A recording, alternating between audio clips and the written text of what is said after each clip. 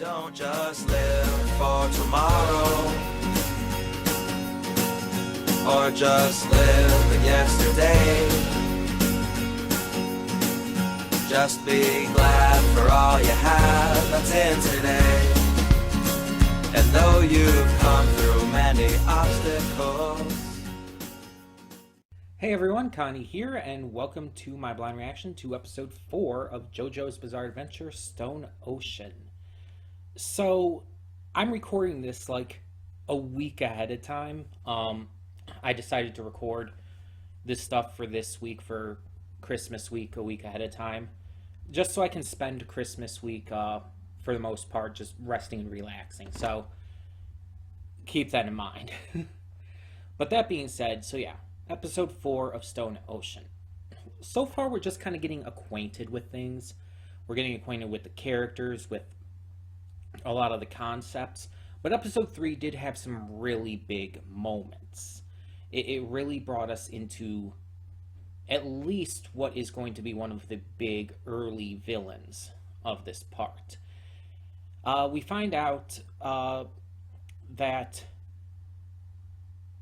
Romeo is not the person who got Jolene put in jail. Yeah, he was complicit. But the person who actually got her imprisoned was this other guy who's been kind of pulling the strings behind everything. I don't remember his name at the moment. But he was a follower of Dio, apparently. Which is fascinating in and of itself. He's this blind sniper who apparently wants to get back at the Joestar bloodline for Dio's defeat and murder. So it's interesting that Dio is still affecting things, even this long after his death. And it's like, Jesus. It's like, he's just like the main villain of this entire series, even when he's not around. It's just like, he's just kind of behind almost everything. The only exception, I think, being like parts 2 and 4. Because like even part 5, his hand is in there due to Giorno. But like 2 and 4, there's not really much of any connection outside of part 4 having Joseph and Jotaro in it. And part 2 is more like what predates Dio, so but yeah, it's really fascinating that parts 1, 3, 5, and 6 now all directly relate to Dio, even though Dio was only in parts 1 and 3. So this is interesting. I don't know if he's going to be the main villain or just one of the main villains. I don't know how that's all going to go, but he is definitely going to be a problem. He's currently attacking Jolene and Jotaro. A guard was pretty notably murdered. And there's also this weird baseball kid running around. So, yeah, there's that as well. He was trying to warn Jolene from going into the meeting with her father before she knew it was her father and all. So maybe he has some kind of precognition, or maybe he just knows about this blind sniper dude. But yeah, I'm very much excited to see what happens next. So far, it's pretty good. I'm enjoying this part. I really like Jolene as a character. I really want to see Hermes Costello return, because like just from the first episode alone, I really liked her, and I just really want to see her return. She's been mentioned. She was the one who gave Gwes the locket, so it's likely that Hermes has a stand as well already. We're just gonna kind of have to see how it goes, though. Still no word on when the next, I guess you could call it, act of the part is going to release on Netflix. Hopefully they at least announce it sometime soon. Preferably by the end of January, but we'll see. We'll see. Either way, I'm very much excited to see where this goes, considering the last episode was basically the first of a two-parter at least. So let's get into it. When the screen fades to black, pause this redirect and go to the description below. Follow the link to the reaction, and after you watch it, come back here to the redirect and resume play. Because after it fades to black, then fades back in, everything from that point forward will be my afterthoughts and will contain spoilers to the episode. So, that being said, thank you so much for tuning in, and I will see you at the reaction. And we are back, and we'll begin with spoilers in 3, 2, 1, now. So, yeah, I wasn't going to do 2 episodes when I went into this, but after the first one there, after episode 4, I had to continue on to episode 5. And I'm glad I did. I think episode 5 is a better point to end off at. Especially since I'm recording this a week early. I'm going to have to wait almost 2 weeks to get to recording more. So that satiates me a little bit instead of leaving me off on another cliffhanger. This was a wild set of episodes, though. Technically starting in the last one, episode 3, and now going into these 2. This was a wild little story arc, mini arc here, that ended in an unexpected, but not completely surprising way. Because Araki has killed off characters before. Characters we love, characters we care about, characters we've grown to just respect and want to see succeed. It's happened plenty of times before. Jotaro was never my favorite JoJo. In fact, he's my second to last least favorite. Not that there's a lot of them to really count this thus far. But the only one I dislike more than him is Giorno. And that's only because Giorno is basically a non-entity. He has no personality or really that much character. Jotaro at least has something. But Jotaro is definitely a character who got better with time. Like at the beginning of Stardust Crusaders, I really didn't like him almost at all. But as Stardust Crusaders got to its end, I liked him a lot more. And I liked him through parts 4 and the tiny little bit he was in part 5. He's still, again, less than most of the other JoJos to me. I mean, Josuke is still my favorite. I love Joseph. I love Jonathan.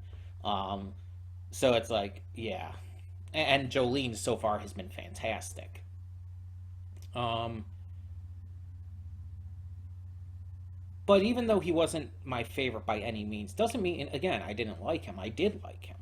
And I definitely didn't want to see him go, but of course Araki would do something like this. And it definitely raises the stakes, and with this being the daughter of Jotaro as our main character and everything, it kind of works out. Like, obviously all of the Joestar bloodline have been related to some degree. Giorno's the only one that's really kind of confusing in that regard, because technically he's the son of Dio, but Dio had Jonathan's body, so he's kind of the son of Jonathan as well. It's really fucking weird in that regard. So I get he technically is a Joestar, but he's the most removed. But either way, it's like, yeah, it's like we've seen this kind of thing before, and it's not out of the question that Araki would do this. And the way he went out was great. And Jolene seems to think she can bring him back. I don't think that's going to work. I think it's just she's desperate to do so, because even though obviously he hasn't been the best father, it does show in this episode he does care about her. And it's made pretty clear that she does care about him. Even if he hasn't been the best. Even if he's been kind of absentee and a bit neglectful. There is still something there. And it's clear he's wanted to save her here, so that probably helped a bit too. But, so we find out that all of this we had been seeing has been a dream. But then there's a dream within a dream, and 2 different people are having different dreams, and it's like, Inception was easier to follow than this. Like, The funny thing is, when I watched Inception, I could not tell you what happened now because it's been a long time since I've watched Inception. But when I first watched Inception, I actually followed it pretty easily. People were saying it was like super confusing and hard to understand. It's like, I understand what's happening. I even had to explain it to some people online. Um, but again, it's been so long since I've seen it, I could not tell you everything about it now. I don't remember a lot about it at all. But it's like this, I just watched this and I'm still confused. Because there's certain things that's like, didn't, wasn't that said in a dream? Wasn't that like, I don't know. I don't know. But either way, so there's these multiple dreams, and like they're influenced by like what they know, what they've seen, their memories, and their just thoughts at the moment in general. Um, and in one of them, we see in episode 4 here, Jolene is trying to help her and her father get out of this entire situation, trying to deal with this sniper stand. And so they get help from who we now know is Emporio. Um, and they follow Jolene follows him through these tunnels and eventually has like this uh almost kind of like face off with John Gallier's stand.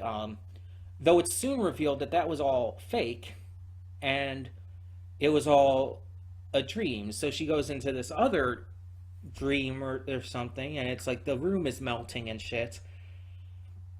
She's trying to wake up her father, but then there's another dream that happens, and it's like, or no, well, she wakes up, but then another dream happens where she realizes Star Platinum's name before Jotaro even said it, and then he wakes up because he was having a dream, and then it's like back to reality where she had reached him with her stand, and it's like, oh my god. Like, how do I talk about these episodes? Um, After they both wake up, though, they do manage to escape. Um, of all things, when Jotaro throws her into the wall, well, into the door. And they manage to run away, but are caught up to by John Gallier and apparently another stand. There's apparently 2 of them that have been working together this whole time that we didn't realize. I didn't catch John Gallier's stand either. I should check that real quick. Because it like flashed by really quick and I didn't get a chance to see. It was in episode 4, so let me bring up episode 4 real quick. I have the volume muted. It was like really quick.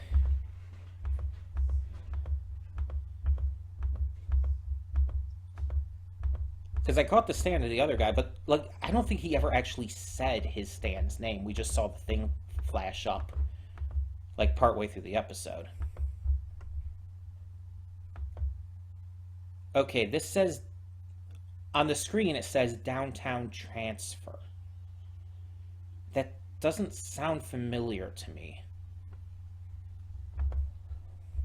So let me see if I can find out, like that might be the like censored name.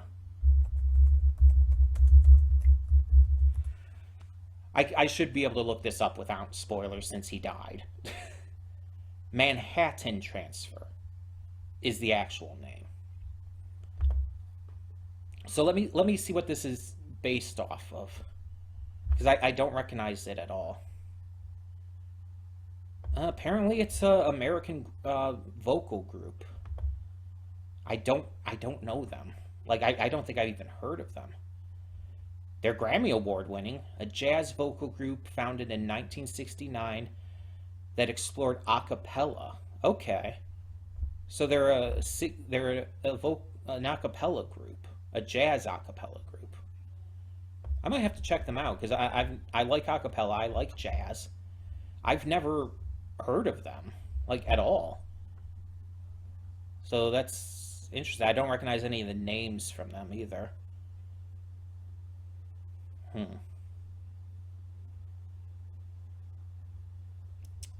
So yeah. I'll have to look that up. Um, but yeah, so he was working with White Snake. I know White Snake. That's I guess the name of this other stand, but we don't know who the stand actually belongs to. John Gallier did, but White Snake killed him to make sure that it wouldn't be found out. Um, so John Gallier clearly isn't a main villain like I was thinking. He was just a villain of this little three-part arc here, mini arc. And it seems like our next major villain, at least, is going to be this White Snake. And it seems like White Snake has two different abilities. There's the entire melty room thing slash dream ability. Actually, I guess that's three. The entire melty room thing, the dream ability, and he has the ability to remove a person's spirit and their stand as well. It's like that's a lot of abilities for a stand. Jeez, that's a powerful stand. Um, so that's really interesting. Jolene thinks if she can get those discs back, she can save her father, but I don't think so. I don't think that's going to work. I could be wrong. We'll have to end up seeing, but yeah, I knew she wasn't going to end up leaving the prison for obvious reasons. It's kind of the main setting for this part. But yeah, it's just wild to think about. How is this going to go down at this point? I assume we're not going to go straight into everything. We'll probably explore some other stuff as well. But I might be wrong. Um, we will have to see. I'm trying to avoid the light, like just that strip of light and everything. Um, Maybe I should go this way. It's not much better. Because either way, I have to lean over like that. Um, but yeah, so this was definitely a good three-parter. I very much enjoyed it, and it raised a lot of questions and some interesting thoughts. Because they obviously knew about Jotaro's stand, which John Gallier, being a follower of Dio, like that would track. But why did they want it? Like, can they use it now? Is that a possibility? Can they just put it into themselves or something? Like, how does that work? A lot of questions here. A lot of questions. And still no Aramis. I really want her to return. Um, there's also this other girl in the opening who's with them. Like, it shows them kind of as a trio at a couple points in the opening. We haven't seen her yet either. So, um, I guess we have to wait for that to happen at some point.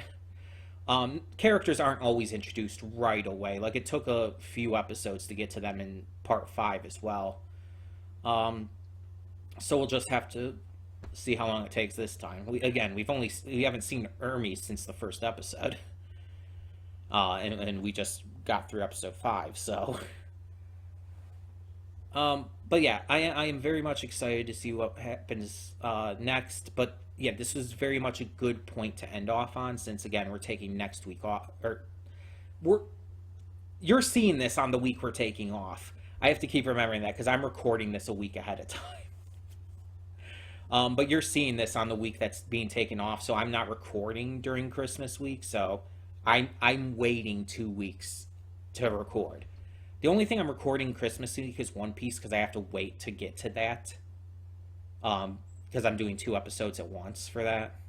You'll have already seen that by this point, but still. Again, it's weird to think about all of that stuff. Just the timing of everything because of recording this ahead of time and all. Either way, tell me in the comments below what you thought of episodes 4 and 5 and just of this 3-part little story arc as a whole.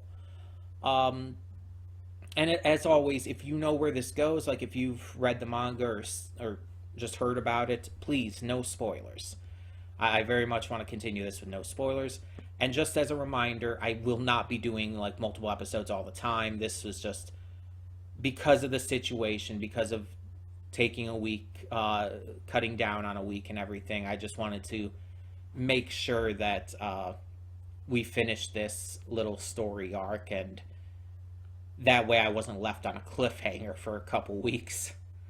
So thank you all so much for tuning in, and for now, I'm Connie and I'm signing off. See y'all next time.